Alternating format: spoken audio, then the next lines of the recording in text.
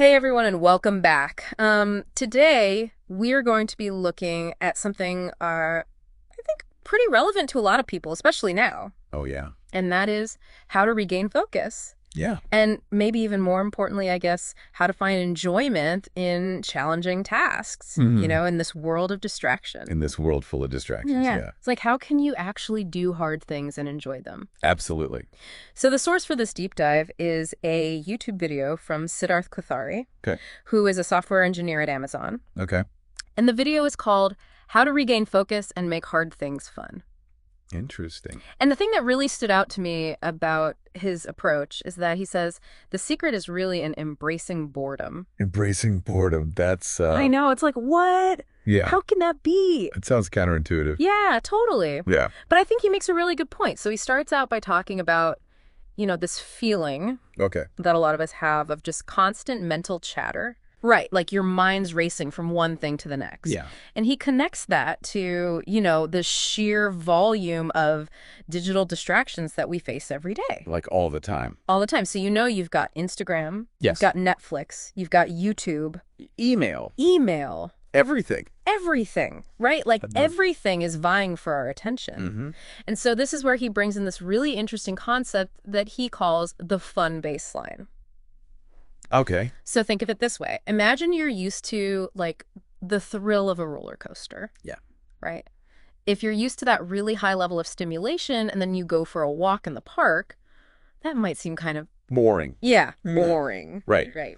Because your baseline's so high. Because your baseline has adjusted to that higher level of stimulation. Right. And he's saying our constant use of, digital technology Right. is having a similar effect. Yeah. It's raising our fun baseline. So we need more intense things to get that same feeling. Exactly. Okay. It's like we need more and more to feel that same level of enjoyment. Yeah. And this all comes down to dopamine. Dopamine. So, dopamine is that feel-good hormone that our brains release Mm-hmm. when we do something pleasurable. Right. The problem is these digital distractions, they deliver like such a quick and easy hit of dopamine. Instant gratification. Yes. Yeah. Instant gratification. So it makes it harder to enjoy things that require more effort. Right. Because they're not giving you that same level of dopamine. Exactly. Okay. Think about it. Have you ever like sat down to do a task Yeah. and you're like, okay, I'm going to focus on this. Uh-huh.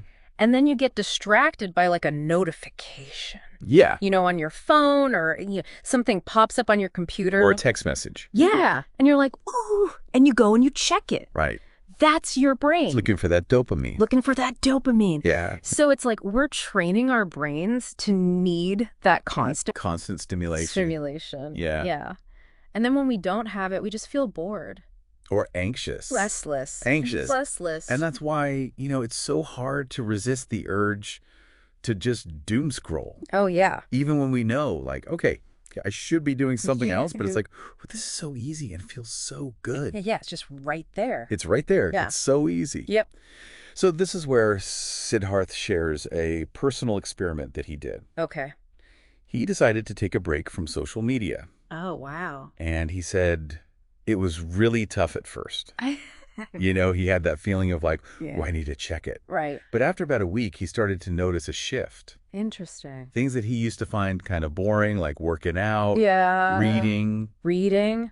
he started to actually enjoy them more. Really? Yeah. Ah, Isn't that interesting? that's really interesting. So it's almost like his brain had a chance to reset. And he was able to find pleasure in things that didn't have that instant gratification. Exactly. And now those simpler activities are more rewarding.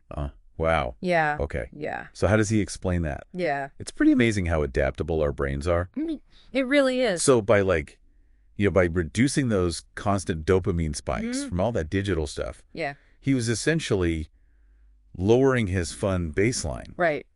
And that allowed him to actually find pleasure in those things that are, less intense, Right. but often, more meaningful too. Yeah. So it's almost like by constantly bombarding ourselves with all this stimulation, Yeah. we're actually making it harder To enjoy the simple things. to enjoy the simple things. Yeah, exactly. Yeah. And that's where this idea of embracing boredom comes in. Okay. Yeah. So I know it sounds a little counterintuitive, Yeah. but by allowing ourselves to actually experience boredom, Okay. we're giving our brains a chance to kind of like recalibrate. You know, it's like hitting the pause button on all that noise and just allowing ourselves to be. Yeah, and just be present. Right. Yeah. And this isn't about becoming a Luddite, you know, and shunning all technology. Yeah. It's really about finding that balance, being mindful of how much, you know, digital stuff we're consuming. So how do we actually put this into practice? Okay, so Siddharth recommends starting by just taking inventory of our habits. Okay. Both the conscious ones and the ones that we just do kind of automatically. Right, like the unconscious ones. Yeah, like, you know, think about how you spend your day. What are your go-to activities when you have, you know, just like a few minutes of downtime? Right, or even when you're like waiting in line for something. Yeah, exactly. Yeah. What's the first thing you reach for? It's like becoming aware of our default settings. Yeah, like what's your autopilot? Yeah. So once we kind of have a clearer picture of our habits, then we can start to identify, you know, the ones that aren't really serving us. Okay. Which ones are just kind of dopamine traps, you know, that are keeping us from engaging in the things that actually matter. So it's like being honest with ourselves and acknowledging, you know, where we might be getting sidetracked. Yeah, exactly. And that's probably not very easy. Well, then comes the really hard part. Yeah. Which is deciding, you know, which habits to moderate. Okay. And which ones to just eliminate altogether. Wow. It's not easy, but it's essential if we want to like reclaim our focus. Yeah. And find more enjoyment in the things that really matter. It's like decluttering our digital lives. I like that. Yeah. Like decluttering your home. Yeah, and how good does it feel when you declutter your home? Right. You know, it's like, the sense of calm. That sense of calm and clarity. Yeah, and space. Exactly. And so, you know, decluttering your digital space can be kind of like that too. Yeah. It can free up mental energy and allow you to focus on what's important. Okay, so we've identified these habits that are holding us back. Yeah. What's next? The key is to replace those habits with ones that actually support our growth and well-being. Okay. So instead of, you know, automatically reaching for your phone when you have a few minutes, you know, consider doing something that nourishes your mind or body. Like taking a walk. Yeah. Reading a book. Reading a book. Or even just like sitting in silence and having a cup of tea. Exactly. Just being present. Yeah, rediscovering those simple pleasures. Yeah. That bring us genuine joy and, you know, help us connect with ourselves and the world around us. It's almost like it's not really about, you know, completely like getting rid of all digital stuff. Yeah. It's more of like a shift in how we think about it. It's about making conscious choices. Yeah. Being intentional with our time and energy. Yeah. Like asking yourself, okay, what activities actually nourish me?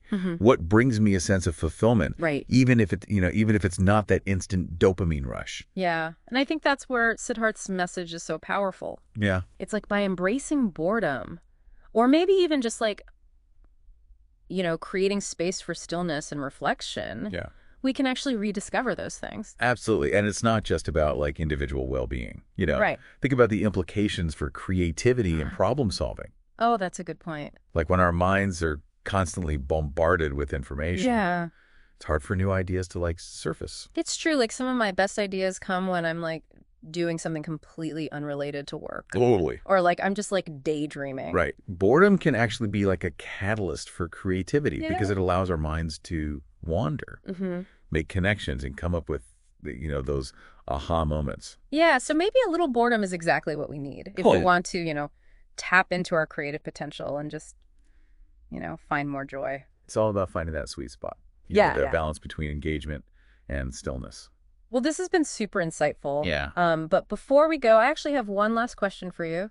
Okay. What's one small step you think our listeners could take today to like invite a little more boredom into their life? You know, it doesn't have to be a drastic change. Right. Maybe it's as simple as like putting your phone away for an hour each evening. Okay. Or choosing to read a book instead of, you know, scrolling through social media before bed. Or maybe just being okay with like sitting in silence for a few minutes each day. Exactly. Without feeling like you need to fill it with something. Just start small and see what happens. Yeah. Pay attention to how it feels.